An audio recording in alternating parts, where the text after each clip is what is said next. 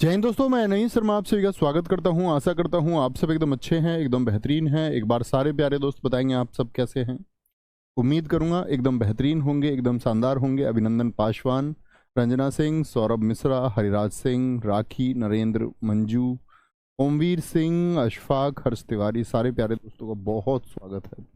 और दोस्त, हम आज एक नया चैप्टर शुरू करने जा रहे हैं जिसका नाम है आपका वाच्य। क्या बोलेंगे? जिसको हम बोलेंगे वाच्य। वाच्य मतलब बोलने का तरीका, वॉइस, कि हम किसी चीज को बोलते कैसे हैं, वो नियम कहाँ से आते हैं, वही वाच्य है। ठीक है, तो इस अध्याय को हम शुरू करेंगे। वाच्य, क्या आप मुझे बता सकता है कोई हम कितने नंबर अध्याय पर पहुंच चुके हैं? कोई छात्र अगर अध्यायों की संख्या लिख रहा हो। अध्याय हम शुरू करने जा रहे हैं आज वाच्य। वाच्य, क्या परिभाषा रहेगी मित्र वाच्य की? बड़े अच्छे से देखना, गौर करना। परिभाषा रहेगी वाक्य को बोलने का, वाक्य को बोलने का सही तरीका। बोलने का जो सही तरीका है, वाक्य को बोलने का सही तरीका ही क्या कहलाता है? वाच्य कहलाता है। देवेंद्र कुमार जी बोलेंगे किसको? वाक्य को बोलने का सही तरीका मतलब वाक्य को बोला कैसे जाएगा। अभी हम जानेंगे कैसे बोला जाता है, या आप चुनाव कैसे कर पाएंगे। ठीक है, लिखेंगे हिंदी भाषा, हिंदी भाषा में, हिंदी भाषा में, हिंदी भाषा में तीन वाच्य होते हैं। क्या होते हैं? हिंदी भाषा में तीन वाच्य होते हैं। कौन से होते हैं तीन वाच्य? पहला कर्तृवाच्य होगा, कर्तृवाच्य। दूसरा होगा आपका कर्मवाच्य,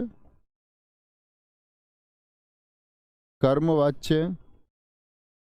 पहले में कर्ता की बात, दूसरे में कर्म की बात, और तीसरे में भाव की बात, भाववाच्य। भाववाच्य। तो हिंदी भाषा में कितने वाच्य होते हैं? तीन होते हैं। अब तुम यार गलत बता रहे हो, कोई अध्याय 13 बता रहा है, कोई 16, कोई 17, ऐसे कैसे हो सकता है? 16-17 वाले कमेंट ज्यादा हैं, तो इसके आसपास हम चल रहे होंगे। बहुत बढ़िया, चलो जी। तो क्या हमने बोला कि हिंदी भाषा में तीन वाच्य होते हैं, और इन तीन ही वाच्यों को हमको समझना है दोस्त। यहां पर आराम से समझते चलेंगे। तीन वाच्य होते हैं, मुझे बताएंगे। यहां पर शुरू करते हैं हम लिखना कुछ नियम। कुछ क्या, तीन नियम होंगे दरअसल में। ये कुछ नियम है,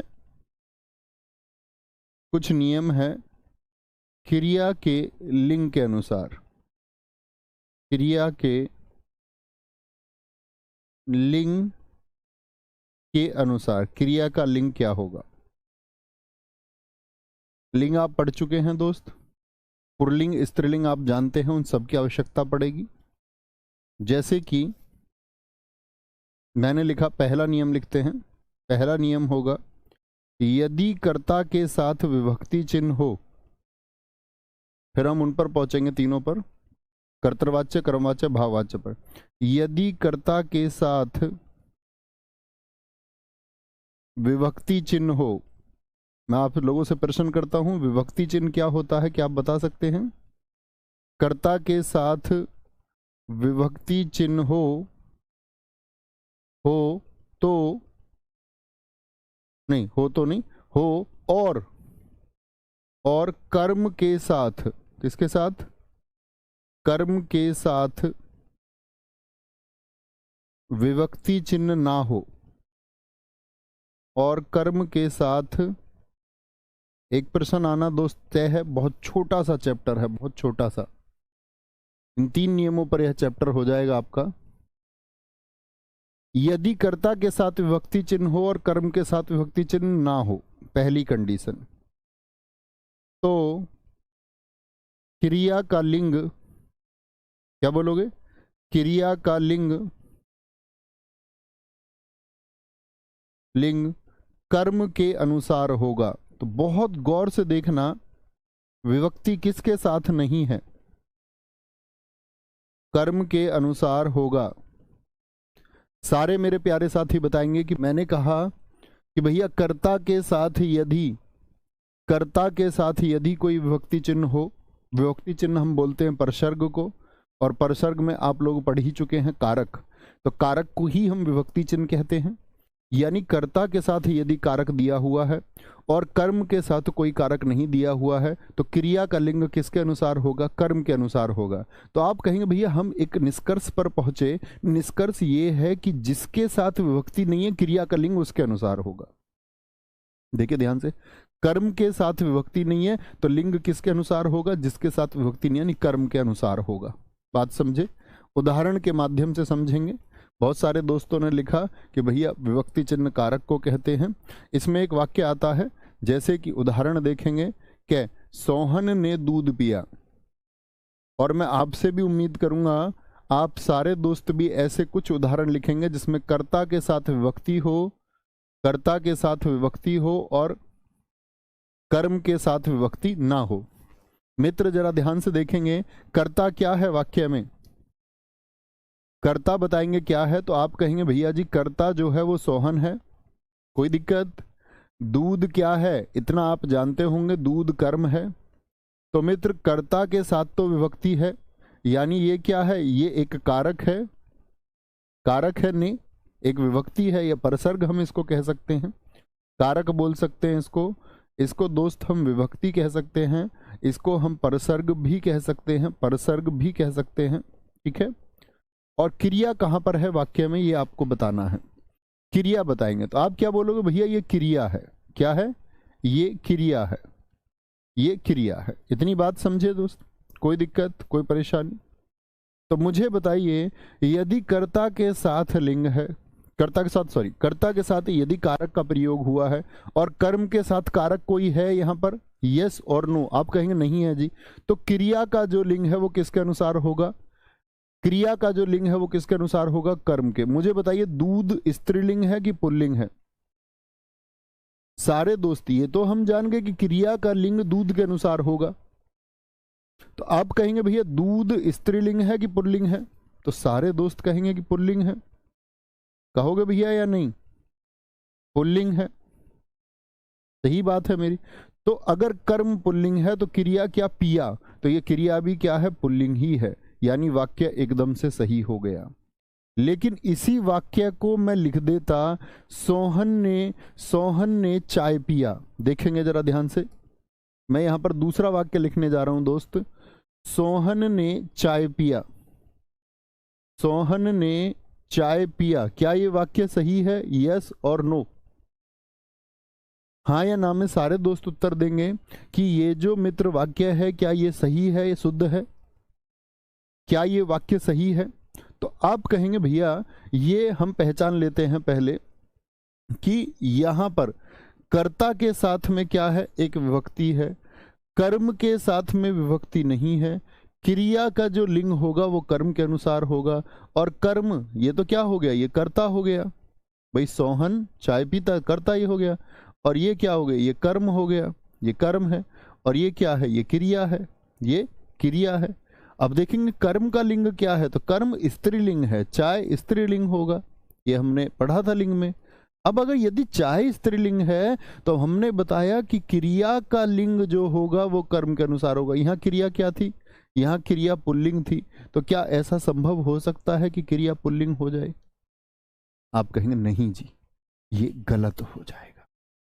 ये क्या हो जाएगा, गलत हो जाएगा। गलत क्यों हो गया, क्योंकि कर्म के अनुसार क्रिया का लिंग नहीं है। तो आप सही वाक्य मुझे लिखकर दिखाइए। तो मित्र सही वाक्य आप लिखेंगे सोहन ने, क्योंकि अब क्रिया को स्त्रीलिंग होना पड़ेगा।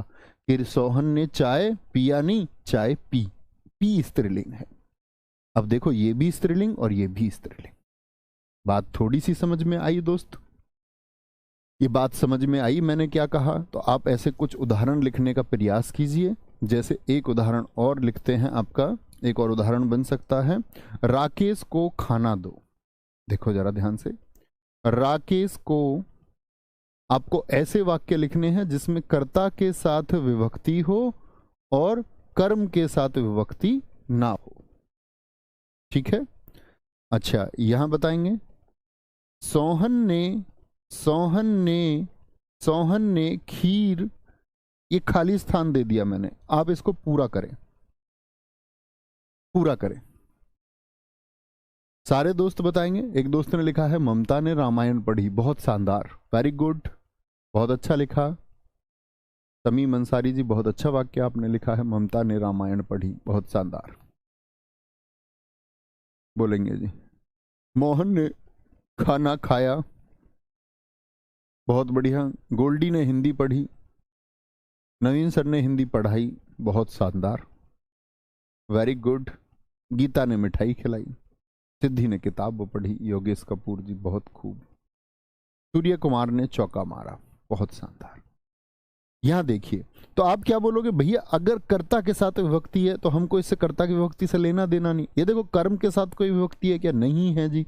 तो नहीं है तो क्या, खीर स्त्रीलिंग है तो क्या शब्द आएगा? क्या शब्द आएगा? आप आराम से लिख सकते हैं सोहन ने खीर खाई। यहां आप देख सकते हैं दो क्रिया का पुल्लिंग है। बात समझ में आती है छोटी सी, बात समझ में आती है छोटी सी, कोई दिक्कत? इतनी बात में कोई दिक्कत? दूसरे नियम की तरफ चलेंगे, पहले नियम को ध्यान में रखते हुए। दूसरा नियम क्या कहता है? दूसरा नियम कहता है, दूसरे नियम की तरफ चले जाएं, यदि कर्ता विभक्ति सहित हो, यदि कर्ता, गौर करना, विभक्ति सहित हो, यदि कर्ता विभक्ति सहित हो, यानी कर्ता के साथ भी विभक्ति हो और कर्म भी विभक्ति सहित हो। क्या बोलेंगे? कर्म भी विभक्ति सहित हो, यानी कर्म में भी विभक्ति हो और कर्ता में भी। तो क्रिया का जो लिंग और वचन होगा, तो क्रिया का लिंग और वचन, ठीक है। अब मुझे पहले नियम में बताइए, क्रिया का लिंग और वचन किसके अनुसार था? कर्म के अनुसार, क्योंकि कर्म में विभक्ति नहीं थी। लेकिन इस बार तो दोनों में विभक्ति आ गई, अब किसके अनुसार होगा? तो आप कहेंगे भैया आपने हमको ये सिखाया जिसके अनुसार विभक्ति या जिसके साथ विभक्ति है उसके अनुसार तो होता नहीं, होता तो उसके अनुसार है जिसके साथ विभक्ति नहीं। यहां तो भैया दोनों में आ गया कारक, तो दोनों में आ गया, तो क्रिया का लिंग और वचन ना तो कर्म के अनुसार होगा, न तो कर्म के अनुसार होगा और ना कारक के। बात समझ में आई? ना तो कर्म के अनुसार होगा और ना ही कारक के अनुसार होगा, क्योंकि दोनों के साथ क्या आ गई? ना ही कर्ता के अनुसार, सॉरी कारक बोल रहा हूं, और ना ही कर्ता के अनुसार होगा, ना ही कर्ता के अनुसार होगा, कर्ता के अनुसार होगा। तब यह क्रिया, बोलेंगे तब यह क्रिया फिर होगी तो होगी क्या? क्रिया सदैव एक वचन और पुल्लिंग होगी, सदैव एक वचन और पुल्लिंग होगी। अब थोड़ी सा दिमाग आपका खुला होगा मित्र, जिसके साथ कारक आ गया उसके अनुसार तो होगी नहीं। अभी तक हमने ये सीखा, क्रिया सदैव एक वचन और पुल्लिंग होगी। कैसा वचन आएगा? एक वचन होगी और पुल्लिंग होगी। तो आप लिखिए कुछ वाक्य ऐसे जिसमें दोनों के साथ मित्र क्या आए? कारक आए। जैसे हम बोले महिलाओं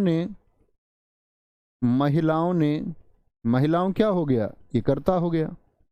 महिलाओं ने पहचान है कर्ता कारक की। महिलाओं ने लड़कियों को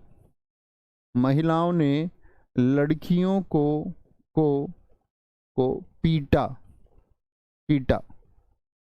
क्या ये सही है? यस और नो। महिलाओं ने लड़कियों को पीटा। दूसरा हम लिखेंगे, पृथ्वी ने सूर्य का चक्कर लगाई। पृथ्वी ने सूर्य का चक्कर लगाई। अरे इतने छुटकू बच्चा तो नहीं है कोई जो अब कारक भी ना पहचान पाए कि कारक कहाँ है, कर्ता क्या है और कर्म क्या है। गिलहरी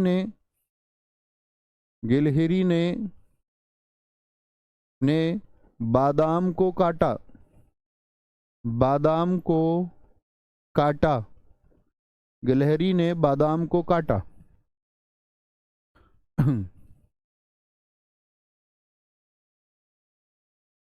बोलेंगे, यहां देखेंगे।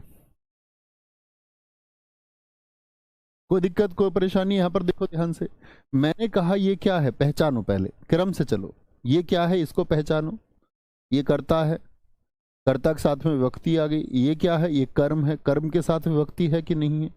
आप कहेंगे दोनों में विभक्ति है।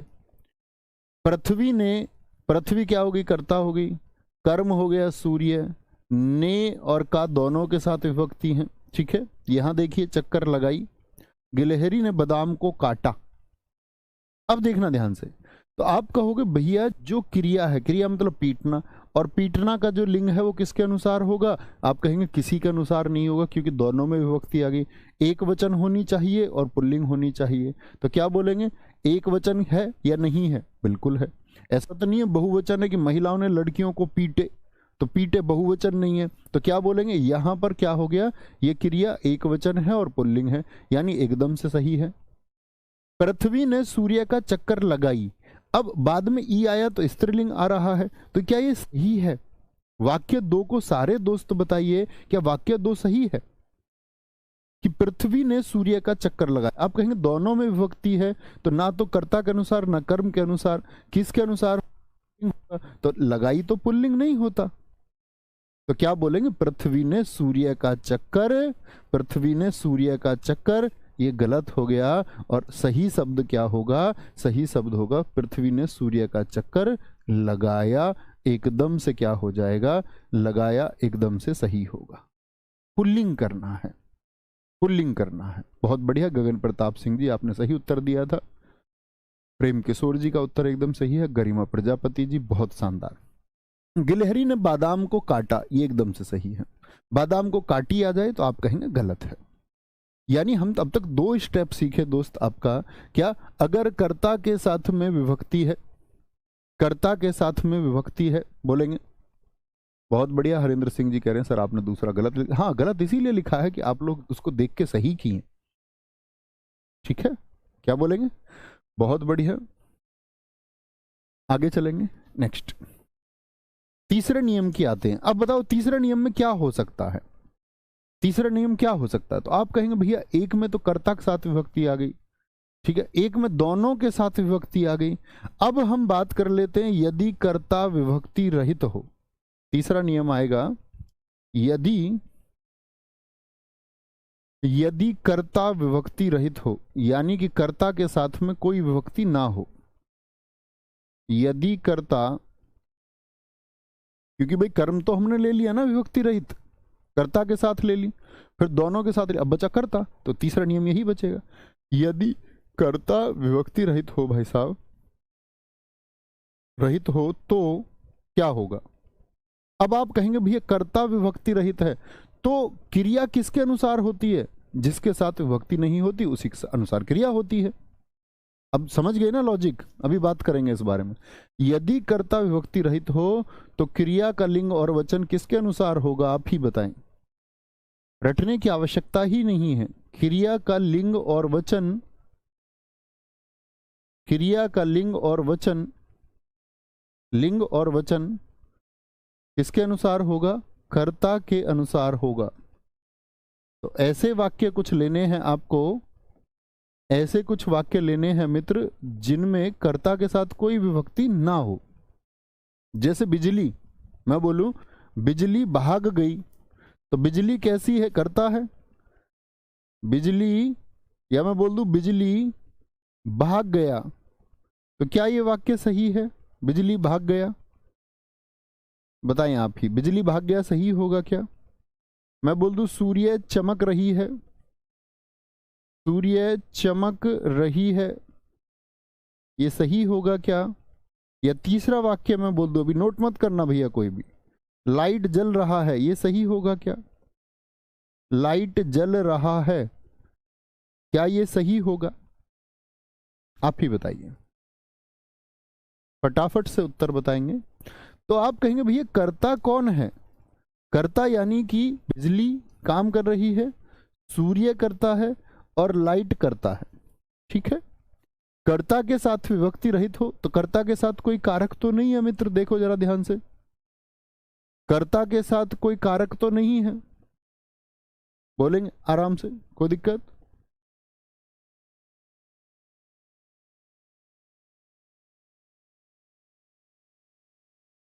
मित्र दीजिए क्रिया नहीं है, दीजिए आदेश है, दीजिए क्रिया नहीं है, वो एक आदेश है, इसीलिए वो दोनों में समान इस्तेमाल होता है। तो किसके अनुसार होगा? क्रिया का लिंग और वचन। तो क्रिया क्या है? भाग गया, या क्रिया का लिंग और वचन कर्ता के अनुसार। तो बिजली क्या है जरा पहचाने, तो आप कहेंगे बिजली स्त्रीलिंग है, बिजली स्त्रीलिंग है तो क्रिया इसके अनुसार होगी। सूर्य क्या है? सूर्य पुल्लिंग है, सूर्य पुल्लिंग है तो क्रिया इसके अनुसार होगी। लाइट क्या है? लाइट स्त्रीलिंग है, लाइट स्त्रीलिंग है तो क्रिया इसके अनुसार होगी। तो वो स्त्रीलिंग तो भाग गया थोड़ी होगा, फिर क्या होगा? भाग गई होगा, समझे? क्या हो जाएगा? भाग गई। ठीक है, सूर्य चमक रहा है होगा, या पुल्लिंग है तो क्या होगा? रही है हो सकता है क्या? आप कहेंगे नहीं भैया, रही है नहीं हो सकता, क्या होगा? रहा है। सूर्य चमक रहा है। लाइट जल रही है होना चाहिए, तो लाइट जल रही है, क्योंकि वो लाइट स्त्रीलिंग है। दिलीप कुमार प्रेमी जी एकदम ठीक हैं, रेणु यादव एकदम सही उत्तर आपने दिए हैं। कोई दिक्कत, कोई परेशानी? चलो भी, एक बच्चे ने बहुत अच्छा प्रश्न किया है, उसने कहा है कि जी बिजली तो किसी लड़के का नाम भी हो सकता है। बिल्कुल हो सकता है, आप उस सेंस में मान लीजिए, ठीक है, तब वह सही हो जाएगा जब आप लड़का मान लेंगे। लेकिन जनरली क्या होता है, हम अभी बिजली की बात कर रहे हैं, तो बिजली की बात कर रहे हैं तो हम किसकी? विद्युत की ही बात कर रहे होंगे। ठीक है, अब ऐसे तो विद्युत जामवाल का नाम है, वह पुल्लिंग शब्द होगा। तो क्लास में क्या होता है, हिंदी भाषा में जैसे मैं बोलूंगा आपसे, ये बताइए, मैं बोलूं सीता भाग गया, मान के चलिए, ये वाक्य कितने लोग कहेंगे कि सही है? सीता भाग गया, ये बताइए ये वाक्य सही है कि गलत है? तो आप कहेंगे भैया सीता भाग गया एकदम से सही है, क्योंकि सीता से क्या होता है कि कभी भी मैंने बताया नाम जो है ना, नाम लिंग का निर्धारण नहीं कर सकता, नाम किसी भी लिंग का निर्धारण नहीं करेगा। बहुत अच्छा आपने लिखा है, नाम किसी भी लिंग का निर्धारण नहीं करता। ये तो हुई आपकी, अगर हम बात करें व्याकरण की शुद्धता। अदरवाइज अगर हम उदाहरण लिख रहे हैं कभी और मैं बोल दूं कि सीता जाती है, तो सीता को हम स्त्रीलिंग यदि मान रहे हैं तो वो सिर्फ सिखाने का एक भाव है कि हम इसको सीता को स्त्रीलिंग माने, शुद्ध एकदम नहीं है। व्याकरण की दृष्टि से तो कभी ये शुद्ध हो कहा ही नहीं जा सकता कि ये सीता नाम है तो ये स्त्रीलिंग होगा या पुल्लिंग होगा। मैं बोल दूं सीता भाग गया, ये वाक्य भी सही होगा, और मैं बोल दूं सीता भाग गई, ये वाक्य भी सही होगा, क्योंकि नाम किसी का भी हो सकता है। जब मैं बोलूं हमारे गांव में, मैंने तुम्हें बताया, आपका मयंक है एक लड़का हमारे पड़ोस में, उसकी घरवाली का नाम जगन है, तो नाम कभी निर्धारण नहीं करेगा, है ना, समझ रहे? तो कभी भी नाम से आप लिंग ना समझें। बहुत अच्छा प्रश्न आपने किया था कि बिजली जरूरी नहीं है कि स्त्रीलिंग हो, पुल्लिंग हो सकता है, लेकिन हम सिखाने के भाव से कह रहे हैं कि बिजली को आप स्त्रीलिंग मान के चलिए, ठीक है, पुल्लिंग भी मानेंगे तब भी कोई दिक्कत नहीं है। ओके, बहुत बढ़िया। तो ये हमारा क्या हो गया? अब मैं आपको एक बात मैंने सिखाई, यहां तक मैंने सिखाया कि क्रिया का लिंग और वचन किसके अनुसार होता है। एक बार रिपीट करेंगे, क्या बोलेंगे? क्रिया का लिंग और वचन किसके अनुसार होगा? फटाफट से बता दें एक बार मुझको, सारे के सारे दोस्त अपनी कॉपी में देखें। मैंने कहा अगर कर्ता के साथ में विभक्ति हो, कर्ता के साथ में विभक्ति हो तो किसके अनुसार होगा बताएंगे? कर्ता के साथ विभक्ति हो और कर्म के साथ में विभक्ति ना हो तो किसके अनुसार होगा बताएंगे? तो आप कहोगे जिसके साथ विभक्ति नहीं होती क्रिया का लिंग और वचन उसके अनुसार होगा, यानी कर्म के अनुसार होगा। फिर मैंने आपको बताया कि कर्ता के साथ में यदि मित्र विभक्ति हो, कर्ता के साथ में यदि विभक्ति हो, और भाई साहब कर्म के साथ में भी यदि विभक्ति हो, तो अब आप कहेंगे भैया अब तो बड़ी दिक्कत आ गई, दोनों के साथ विभक्ति आ गई। तो क्रिया क्या बताई मैंने आपको, सदैव क्या होगी, एक वचन और पुल्लिंग होगी। क्रिया का वचन अकेला होगा, बहुवचन नहीं करेंगे, एक वचन के साथ में क्या होगी, पुल्लिंग होगी। ठीक है। अच्छा, तीसरी बात करते हैं, कर्ता के साथ में विभक्ति ना हो, यदि कर्ता के साथ में विभक्ति ना हो, और अगर हम बात करें आपका तब किसके अनुसार, तब किसके अनुसार क्या होगा आपका, तब कर्ता के अनुसार। तो आप एक छोटी सी बात समझे होंगे कि जिसके साथ विभक्ति नहीं होती उसी के अनुसार क्रिया का लिंग होता है। ये बात समझ में आई दोस्त? इतनी छोटी सी बात मित्र आप समझ पाए होंगे। कोई दिक्कत, कोई परेशानी इतनी बात सीखने में?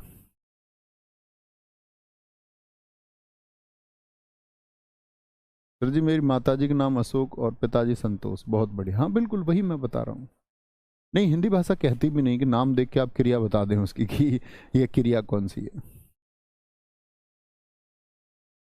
सर मेरे पड़ोस में एक भैया का नाम संजू है, तो संजू नाम क्या होता है? संजू लड़के का ही नाम होता है, लड़की का भी होता है क्या संजू नाम?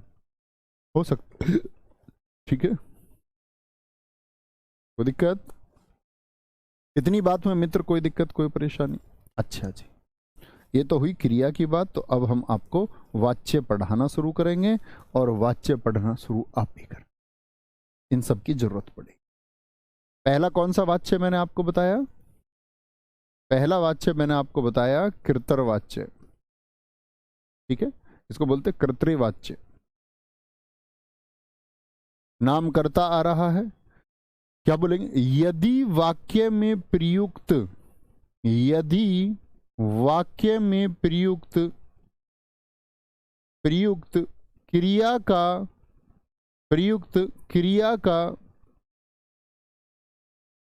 क्रिया का लिंग और वचन, क्रिया का लिंग और वचन, और वचन कर्ता के अनुसार, किसके अनुसार? कर्ता के अनुसार, कर्ता के अनुसार बदले। ठीक है, कोई भी वाक्य है उसमें जो क्रिया है, क्रिया का जो लिंग और वचन है वो यदि कर्ता के अनुसार बदल रहा है, कर्ता के अनुसार बदल रहा है। ठीक है, दूसरी बात नोट करेंगे, कृतर्वाच्य में, कृतर्वाच्य में क्रिया अकर्मक और सकर्मक, अकर्मक और सकर्मक दोनों हो सकती है। अब आप लोगों को मैं दोस्त पढ़ा चुका हूं सकर्मक क्रिया क्या होती है, याद है ना? सकर्मक और अकर्मक क्रिया, कर्ता फाइंड आउट कीजिए, कर्ता को ढूंढो, क्रिया को ढूंढो, कर्ता और क्रिया के बीच में क्या लगा के प्रश्न करो। ठीक है, आगे आइए। यदि वाक्य में प्रयुक्त क्रिया का लिंग और वचन कर्ता के अनुसार बदलता है तो कृतवाच्य होगा, और कृतवाच्य में जो क्रिया होगी वो अकर्मक और सकर्मक दोनों हो सकती है। जैसे कुछ वाक्य लिख के देखते हैं। मैंने बोला आपसे कि एक उदाहरण हमने लिख के देखा, रोहन क्रिकेट खेलता है, रोहन क्रिकेट खेलता है। बड़े स्टेप से सीखना, अच्छे से सीख पाएंगे। रोहन क्रिकेट खेलता है,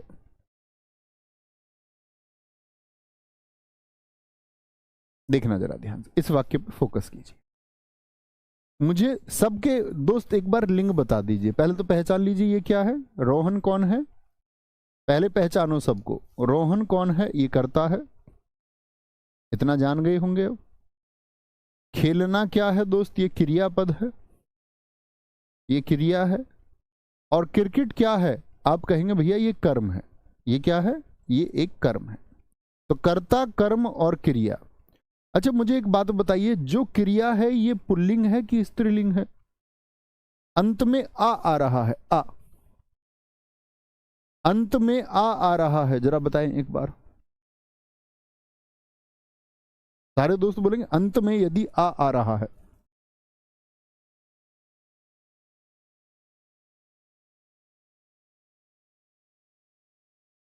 बोलेंगे भी फटाफट से। अनूप सिंह जी बहुत अच्छे, बहुत शानदार, बात को समझे।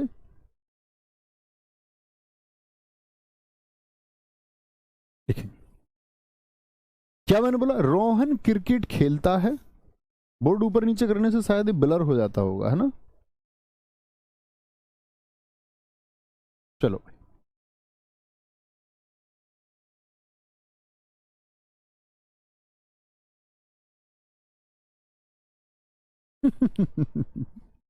रोहन क्रिकेट खेलता है, तो मुझे बताए क्रिया का जो लिंग होगा वह क्या होगा। सारे दोस्तों ने कहा पुल्लिंग होगा, इस बात में तो किसी कोई दिक्कत नहीं।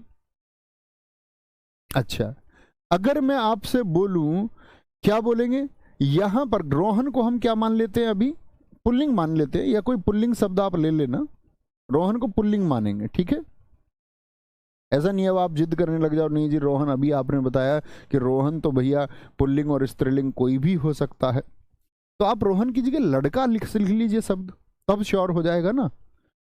आप लड़का लिख सकते हैं, लड़का क्रिकेट खेलता है, ठीक है, लड़का क्रिकेट खेलता है, ये शब्द ले लो, ये ले ही लेते हैं, लीजिए। शक की गुंजाइश ही नहीं छोड़ते, एकदम शुद्धता के साथ चलते हैं। अदरवाइज नाम लिखा करे उदाहरण में तो उसको मान लिया करो। क्या बोलेंगे, लड़का क्रिकेट खेलता है, अब भी करता यही है। अच्छा मुझे बताइए कि अभी जो क्रिया का लिंग है वो किसके अनुसार है। क्रिया का लिंग सारे दोस्तों ने बताया पुल्लिंग है। यहीं पर दोस्त मैं अगर उसने बोला कि क्रिया का लिंग और वचन कर्ता के अनुसार होगा, यानी कर्ता चेंज होगा तो फिर तो लिंग भी बदलना चाहिए। तो जैसे देखते हैं, मैं इसी वाक्य को लिखूं लड़की, तो वाक्य क्या बन जाएगा, क्रिया का लिंग भी क्या हो जाएगा। तो सबसे पहले आपको क्रिया का लिंग पहचानना है, क्रिया का लिंग पहचानना है, और फिर क्या करना है आपको, क्रिया का लिंग पहचान के उसमें कर्ता को बदल के देख लेना है, यानी कर्ता का लिंग बदल के देख लीजिए। और कर्ता का लिंग यदि आप बदलेंगे तो मित्र क्या उत्तर आएगा, आप कहेंगे जी हाँ भैया ऐसा ही हो रहा है, यानी लड़की क्रिकेट क्या आ जाएगा। अब क्रिया कैसी हो गई देखना जरा, खेलती है, ये क्यों बदल गई क्रिया, तो आप कहेंगे भैया ये स्त्रीलिंग क्यों हो गई, क्योंकि किसके अनुसार बदल रही है, कर्ता के अनुसार इसमें परिवर्तन हुआ है। चूंकि कर्ता स्त्रीलिंग हो चुका है, कर्ता स्त्रीलिंग हो चुका है, इसलिए क्रिया भी मित्र क्या हो चुकी है, स्त्रीलिंग हो चुकी है। कोई दिक्कत, कोई परेशानी, बोलो जी। इस बात में किसी को कोई दिक्कत कोई परेशानी, बोले एक बार। एक और वाक्य मैं आपको लिखता हूं, जैसे देखना, का खा गा लिखते हैं। एक वाक्य मैंने लिखा, स्त्रियां बाजार में घूम रही हैं, बाजार में घूमती हैं, ऐसे लिख लेते हैं जिसमें स्त्रीलिंग साफ हो। भैया क्या बोलोगे, क्रिया का लिंग पहचानिए जरा क्या है, तो आप कहेंगे भैया क्रिया का लिंग हो गया स्त्रीलिंग। क्यों जी, किसके अनुसार है, कर्ता के अनुसार है, कर्म के अनुसार नहीं है। कर्म तो क्या है, कर्म तो बाजार है, तो बाजार के अनुसार नहीं है। तो स्त्रियां बाजार में घूमती हैं, क्या सच में ये कर्ता के अनुसार है, तो कर्ता का लिंग बदल के देखिए, तो कर्ता का लिंग अभी क्या है, स्त्रीलिंग है, तो कर्ता को पुल्लिंग बना के एक वाक्य लिख के दिखाओ। इसी वाक्य में एक टास्क मैंने तुमको दी कि जो कर्ता है उसको पुल्लिंग लिखो, बोलो पुल्लिंग लिखो उसको। तो आप कहेंगे भैया पुल्लिंग कभी भी लिखेंगे हमेशा बदलेगा, नहीं तो वाक्य अशुद्ध हो जाएगा, वाक्य अशुद्ध हो जाएगा। फिर जैसे मैं बोल दूं आपका स्त्रियां एक स्त्रीलिंग शब्द है, इसको आप लिखो बाजार में, कुछ कर लो आप, अपना पुरुष शब्द बना लो कोई। सारे दोस्तों से एक वाक्य देखना चाहूंगा मैं, तो आप बोलोगे कि कई पुरुष, या पुरुष बोल दूं मैं, पुरुष पुरुष बाजार में, बाजार में, बाजार में, अब घूमती की जगह क्या आ जाएगा ये बता दो। तो पुरुष, क्योंकि एक पुरुष की बात नहीं कर, पुरुष बाजार में घूमता है, एक मान ले तो इसको एक लिख देंगे, या पुरुष बाजार में घूमता है भी लिख सकते हैं। और यदि पुरुष बाजार में घूमते हैं तो बहुवचन हो जाएगा, फिर है में बिंदी लगानी पड़ेगी। एक वचन से ही कर लीजिए, कोई दिक्कत नहीं। तो क्या बोलेंगे आप, आपका कि भैया यहाँ क्या हो गया, ये आपका ये पुल्लिंग हो गया। और ये पुल्लिंग क्यों बदल गया, क्योंकि इसका कर्ता क्या हो गया है, कर्ता इसका पुल्लिंग हो गया है। पुरुष बाजार में घूमते हैं, सर्वेश यादव जी ने बहुत अच्छा लिखा है। बहुत सारे दोस्तों ने लड़के बाजार में घूमते हैं। देखो इसमें अंतर है, ध्यान दिया करो हमेशा। एक और वाक्य मैं लिख के दिखाता हूं आपको, अभी आप मत लिखना। जैसे बहुत सारे छात्र लिख रहे हैं लड़के बाजार में घूमते हैं, एकदम से सही है, बाजार में घूमते हैं, घूमते हैं। ये वाक्य कितने लोग कहेंगे शुद्ध है? और मैं बोल दूं लड़का बाजार में घूमता है, लड़का बाजार में घूमता है, लड़का बाजार में घूमता है, ये शुद्ध है, ये नहीं है। क्योंकि यहां बहुवचन हो गया, लड़के बहुत सारे हो गए, तो यहां बिंदी लगाया करो बाद में, घूमते हैं। ठीक है, ये हम वाक्य शुद्धि में सीखेंगे भी, सीखेंगे भी। व्यक्ति बाजार में घूमते नहीं, व्यक्ति स्त्री या पुरुष नहीं होता, उससे भी डिसाइड, व्यक्ति से भी नहीं पता चलेगा, व्यक्ति में स्त्री पुरुष दोनों आते हैं बच्चे। कोई दिक्कत, कोई परेशानी, बात समझे? तो कभी भी बहुवचन बनाओ तो हैं जलाना जरूरी है। यूपी जेल वार्डन जिन बच्चों ने दिया हो उनको पता होगा किस तरह के 2 प्रश्न आए, और अधिकतम बच्चों के गलत हुए थे उस समय पर वो प्रश्न। बाद में किसी ने ठीक कर लिया हो तो अलग बात है। आगे चलें, अन्य उदाहरण लिखिए भैया, अन्य उदाहरण लिखिए। ठीक है, अब आता है यहां पर कुछ अपवाद कृतवाच्य के। अपवाद क्या होगा, पहले तो अपवाद में लिख लीजिए, हाँ, ये लिख लीजिए, ने जो है, ने पहचान कृतवाच्य की है। कभी कभी आपको पेपर में मिलेगा भी लिखा हुआ, ने से कोई वाक्य हो तो कृतवाच्य चुन लेंगे। ने पहचान कृतवाच्य की होती है, ने पहचान कृतवाच्य की होती है। जैसे कुछ उदाहरण मैं लिखने जा रहा हूं। उदाहरण है, लड़की ने अखबार पढ़ा, लड़की ने अखबार पढ़ा। देखना भाई साहब, लड़की ने अखबार पढ़ा। तो यहां मुझे एक बात बताइए, लड़की ने अखबार पढ़ा, तो अखबार पढ़ा क्या हो गया, पुल्लिंग हो गया। अब आप कह रहे हैं भैया अगर ये कृतवाच्य है, कृतवाच्य में आपने बताया कि जो लिंग है वो किसके अनुसार होगा, कर्ता के अनुसार होगा। तो कर्ता तो स्त्रीलिंग है, यहां तो ये पुल्लिंग हो गया, ये तो इसके अनुसार नहीं है। इसके अनुसार तो ये होना चाहिए लड़की ने अखबार पढ़ी, तो कर्ता के अनुसार तो नहीं हो रहा। तो यहां पर याद रख लो दोस्त, आपका कर्ता के साथ यदि विभक्ति हो, कौन सा नियम लगेगा, कर्ता के साथ यदि विभक्ति हो और कर्म के साथ विभक्ति ना हो, तो क्रिया का लिंग किसके अनुसार होगा, कर्म के अनुसार होगा। ये मैंने आपको बताया था, समझे बात को। तो लड़की ने अखबार पढ़ा, तो कभी भी ने आ जाए। जैसे दूसरा हम एक वाक्य लिखते हैं इस पे, लड़के ने रोटी खाई, ये भी किसके अनुसार है, रोटी खाई। खाई क्रिया का लिंग बताए क्या है, स्त्रीलिंग है कि पुल्लिंग है, सारे मित्र बताएंगे ये किसके अनुसार है। तो आप कहेंगे भैया ये भी किसके अनुसार बदल रहा है, कर्म के अनुसार बदल रहा है। किसके अनुसार, कर्म के अनुसार बदल रहा है। ये मैं आपको सिखा चुका था कि क्रिया क्या, कर्ता के साथ अगर विभक्ति हो, कर्ता के साथ यदि विभक्ति हो और कर्म के साथ विभक्ति ना हो, तो क्रिया का जो लिंग है वो किसके अनुसार होगा, कर्म के अनुसार होगा। और ये ने पहचान वाले जितने भी होते कृतवाच्य के उदाहरण होते हैं। ये बात आपको याद रखनी है। क्या आप इस बात को याद रख पाएंगे, इतनी देर पहले इसी बात को मैंने सिखाया था।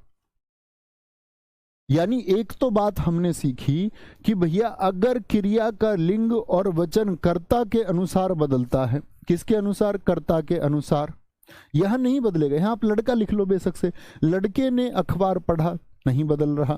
यहां आप लड़की लिख दो, लड़की ने रोटी खाई, नहीं बदलेगा। ये क्यों नहीं बदल रहा, क्योंकि मित्र बदल ही नहीं सकता। क्योंकि हमने एक नियम पढ़ा हिंदी व्याकरण का कि यदि कर्ता के साथ विभक्ति और कर्म के साथ विभक्ति ना हो, तो जिसके साथ विभक्ति ना हो लिंग का चुनाव उसी के अनुसार होगा जो विभक्ति रहित होता है। इतनी बात याद रखेंगे, कोई दिक्कत कोई परेशानी। एक बच्चे ने लिखा नवीन गुरुजी ने क्लास लिया, क्या ये सही है? बोलो भाई, नवीन गुरुजी ने क्लास लिया। एक बच्चे ने लिखा है क्लास, मतलब उन्होंने सही लिखा है, मैं उसको गलत लिख रहा हूं। क्लास लिया, क्या ये सही होगा? बताएं एक बार, क्या बोलेंगे? तो आप कहेंगे भैया कि यहां पर क्लास स्त्रीलिंग शब्द हो गया और यहां पर लिया, तो क्योंकि यहां कर्ता आ गया तो कर्ता के साथ चुनाव होगा ही नहीं, कर्म के अनुसार होगा। तो क्लास स्त्रीलिंग तो लिया पुल्लिंग नहीं हो सकता, क्लास ली होगा। और वाक्य कैसा है? ने आया तो ने पहचान किसकी? कर्तव्यवाच्य की। कोई दिक्कत मित्र, कोई परेशानी इस बात में? सारे मेरे दोस्त बोले इस बात में कोई परेशानी। दूसरे वाच्य पर चलते हैं। दूसरा है हमारा कर्म वाच्य। क्या होगा? दूसरा होगा हमारा कर्म वाच्य। अब कर्म वाच्य में क्या होगा? परिभाषा बताइए जरा। कर्म वाच्य की परिभाषा होगी, इसमें याद रख लेना, एक तो बात है क्रिया का लिंग और वचन किसके अनुसार होगा? क्रिया का, ने को तो याद रखना ही है, जहन में बसा लो। कभी सोचो भैया ने उसमें भी तो हुआ था ऐसा, मैंने बता दिया तुमको, पहचान अपवाद है वो। क्रिया का लिंग और वचन कर्म के अनुसार होगा। कर्म के अनुसार, क्रिया का लिंग और वचन कर्म के अनुसार होगा। और दूसरी बात इसमें याद रखेंगे, मुख्य क्रिया सदैव सकर्मक होगी। मुख्य जो क्रिया होगी वो सदैव सकर्मक होगी। कर्तव्यवाच्य में कैसी बताई थी मैंने क्रिया? बताना जरा। मैंने उसमें बताया सकर्मक और अकर्मक दोनों हो सकती है, लेकिन इसमें होगी सदैव सकर्मक। ये स्टेटमेंट में क्वेश्चन पूछे जाते हैं, इनका वाक्य बनाने में कोई योगदान नहीं है। ऐसे 4 स्टेटमेंट दे देता है कई बार कि वाच्य के संबंध में कौन सा कथन गलत है। कह देगा कि कर्म वाच्य में जो क्रिया होती है वो सदैव अकर्मक होती है, तो आप बोलेंगे गलत वाक्य है। 4 विकल्प देके ऐसे ऑप्शन बना लेता है। ठीक है, आगे आगे बोलेंगे भाई, ऐसा प्रश्न बन ही नहीं सकता निशांत, ऐसा प्रश्न बनाएगा ही क्यों? तो क्या बोलेंगे? क्रिया का लिंग और वचन। एग्जामिनर भी तो शुद्धि का प्रश्न बनाएगा। इसकी पहचान लिख लीजिए। कर्मवाच्य की पहचान जो परीक्षाओं में अक्सर पूछी जाती है, अक्सर क्या 100% ही पूछी जाती है, तो पहचान के द्वारा होती है। जिन वाक्यों में के द्वारा आता है वही पहचान है किसकी? आपकी कर्मवाच्य की। तो के द्वारा से कुछ वाक्य बनाइए आप जिनमें के द्वारा का प्रयोग होता हो। जैसे एक वाक्य है, सीता के द्वारा गीत गाया गया।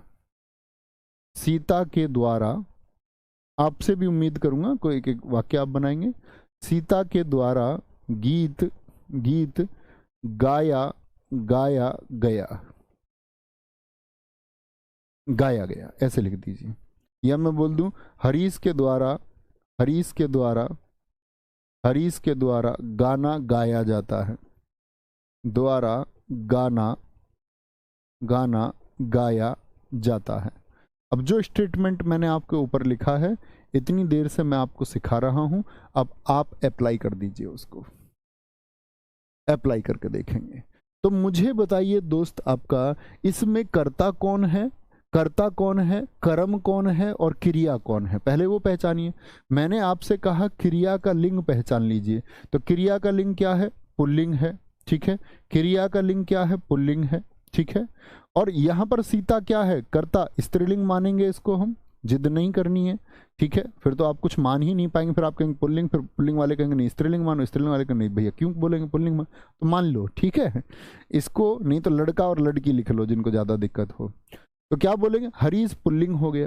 तो भैया यहाँ क्रिया देखो, ना तो कर्ता के अनुसार है भाई, ना हरीश के अनुसार, ना स्त्री के अनुसार, ये तो किसके अनुसार है? गीत, मेरा गीत और मेरा गाना, ये दोनों भी क्या है? ये पुल्लिंग है। और पुल्लिंग क्या है? कर्म है। अच्छा, तो ये तो स्त्रीलिंग पुल्लिंग मैच नहीं होता। पुल्लिंग। ओहो, तो क्रिया किसके अनुसार है? तो क्रिया कर्म के अनुसार है। किसके अनुसार है? क्रिया कर्म के अनुसार है और सदैव सकर्मक होगी। क्या गाया? गाना गाया। क्या गाया जी? गाना गाया। ठीक है, तीसरा वाक्य लिखें। बच्चों के द्वारा खेल खेला जाता है। बच्चों के द्वारा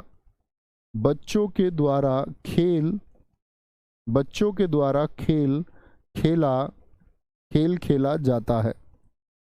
बच्चों के द्वारा खेल खेला जाता है। ठीक है, बच्चों के द्वारा खेल खेला जाता है बोलेंगे। बहुत अच्छा लिखा है जूली देवी जी, वेरी गुड। श्याम के द्वारा बंसी बजाई गई। श्याम के द्वारा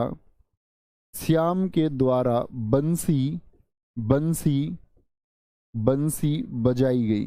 ठीक है, बंसी बजाई गई। ठीक है, गई। आगे बात करेंगे। एक है आपका मेरे पिताजी के द्वारा बच्चे पढ़ाए गए। मेरे पिताजी के द्वारा और हमें सही में पढ़ाया, बहुत पढ़ाया। हमारे पिताजी के द्वारा बच्चे पढ़ाए गए। हमें सबसे पॉजिटिव चीज यही मिली कि हमारे पिताजी पढ़े लिखे थे, उसका एक सकारात्मक प्रभाव मिलता है। वो मतलब उस टाइम एमकॉम थे, 1980 के एमकॉम, उसका फायदा हमें बहुत मिला कि हम घर ही ट्यूशन पढ़ लिए। बोलेंगे जी। नवीन सर के द्वारा हिंदी पढ़ाई गई, बहुत शानदार वाक्य। मेरे पिताजी के द्वारा चिड़िया के द्वारा रोटी खाई गई, ये अच्छा वाक्य था अश्विनी आपका। चिड़िया के द्वारा रोटी खाई गई। अब आप देख लीजिए, अब मेरे हिसाब से आप लोग चुनाव कर सकते हैं। देखो यहाँ क्रिया का जो क्रिया क्या है? स्त्रीलिंग है। यहाँ क्रिया पुल्लिंग है। यहाँ क्रिया क्या है? पुल्लिंग है आपका। यहाँ क्रिया क्या है? स्त्रीलिंग है। किसके अनुसार है ये? बच्चे। ठीक है, कर्म हो गया, यहाँ करता है पिताजी। तो रोटी के अनुसार है। रोटी क्या है? कर्म है। तो रोटी स्त्रीलिंग, तो ये भी स्त्रीलिंग।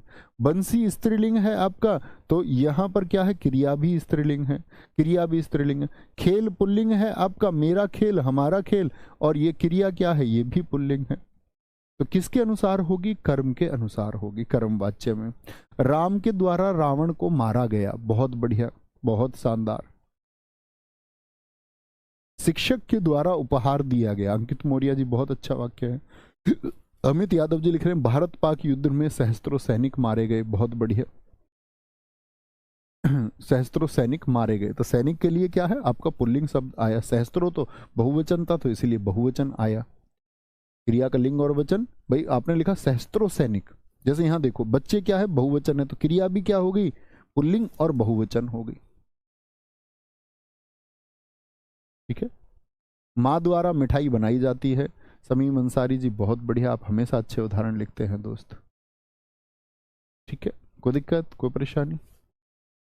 आगे आते हैं, बात समझे। तीसरा कौन सा होता है? तीसरा होता है भाववाच्य, और सबसे ज्यादा उदाहरण इसी के आते, असमर्थता के आते हैं। क्या बोलोगे? भाववाच्य। ये क्या होगा? यहां पर दिखेंगे। इसमें याद रख लेना, सबसे ज्यादा पूछा जाता है भाववाच्य में, याद रख लेना मुख्य क्रिया सदैव अकर्मक होती है। मुख्य क्रिया सदैव अकर्मक होगी। भाई पहले अकर्मक सकर्मक दोनों, फिर सकर्मक, और अब क्या हो गया? अब अकर्मक आ गया। मुख्य क्रिया सदैव अकर्मक होगी। ठीक है, क्या होती है? याद रख लेना। और क्रिया सदैव, क्रिया जो होगी वो सदैव एक वचन और पुल्लिंग होती है। क्रिया सदैव एक वचन और पुल्लिंग होती है। एक वचन और पुल्लिंग होती है। पुल्लिंग होती है। भाई साहब पुराने चैप्टर्स का रिवीजन करते हुए चल भी रहे हो या नहीं? मस्ती में जो पढ़ लिया ठीक है, फिर रिवाइज नहीं करते होगे उसको। ठीक है, मैंने आपको कहा हुआ है, मैंने यूट्यूब पर प्रैक्टिस सेशन कराया हुआ है एक, सैटरडे स्पेशल नाम से। आप जिस भी चैप्टर का नाम लिखोगे, जैसे मान के चलो आपको क्रिया की प्रैक्टिस करनी है, तो आप लिखिए क्रिया सैटरडे स्पेशल, मेरा नाम लिख दीजिए नवीन, एक प्रैक्टिस सेशन आपको मिल जाएगा, अच्छे से उसको पढ़ लीजिए, लगा लिया करो प्रैक्टिस, है ना। तो क्रिया सदैव एक वचन और पुल्लिंग होगी, तो दोस्त इसमें क्या बनता है आपका, और साथ में एक बात और आती है आपका क्या बोलेंगे? असमर्थता का बोध होता है। ऐसे वाक्य जिनमें क्या होता है? असमर्थता का बोध होता है। असमर्थता और समर्थता दोनों का बोध होगा। असमर्थता और समर्थता दोनों का बोध होता है। दोनों का बोध होता है। बोध मतलब ज्ञान होता है। तो मित्र जरा देखना, असमर्थता का बोध कैसे? जैसे कुछ वाक्य हम लेते हैं इसमें। मैं बोल दूं रमेश से बोला नहीं जाता, तो ये असमर्थता है कि नहीं है? हाँ या ना? रमेश से क्रिया आप देख ही सकते हैं, हमेशा एक वचन रहेगी और पुल्लिंग होगी।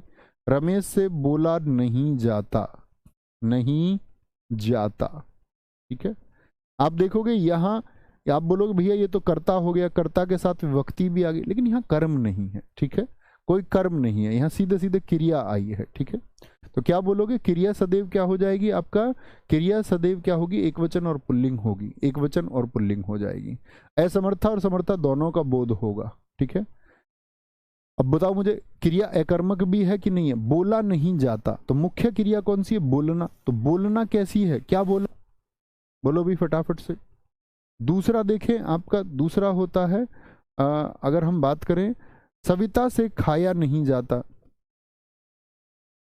सविता से क्या बोलेंगे?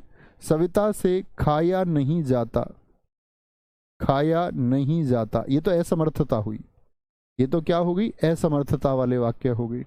आप भी लिखें असमर्थता वाले, लेकिन समर्थता भी हो सकती है। चलो अब चला जाए, अब समर्थता की बात कर रहे हैं। चलो अब चला जाए कि चलते उठ के, समर्थता आ गई, एक समर्थ आ गई। चलो घूमने चला जाए, क्या बोले? चलो घूमने चला जाए, चला जाए, ऐसे कि भाई कहीं जाने की अगर बात हो, ठीक है। जैसे रमेश से बोला नहीं जाता, इसको हम समर्थता में ऐसे भी बोल सकते हैं, रमेश से बोला जाता है, रमेश से बोला जाता है, रमेश से बोला जाता है, सॉरी, रमेश से बोला जाता है। इसी को हम ऐसे लिख सकते हैं, सविता से खाया जाता है। सविता से खाया नहीं जाता, ये लिखा ना, सविता से खाया जाता है। तो आप समझ सकते हैं कि खाया नहीं जाता और खाया जाता दोनों आएंगे, समर्थता भी और असमर्थता भी। ये असमर्थता और समर्थता दोनों किसके होते हैं? भाववाच्य के होते हैं। जैसे कन्हैया कश्यप जी ने लिखा, मोहन से लिखा नहीं जाता, मोहन से चला नहीं जाता। बहुत बढ़िया।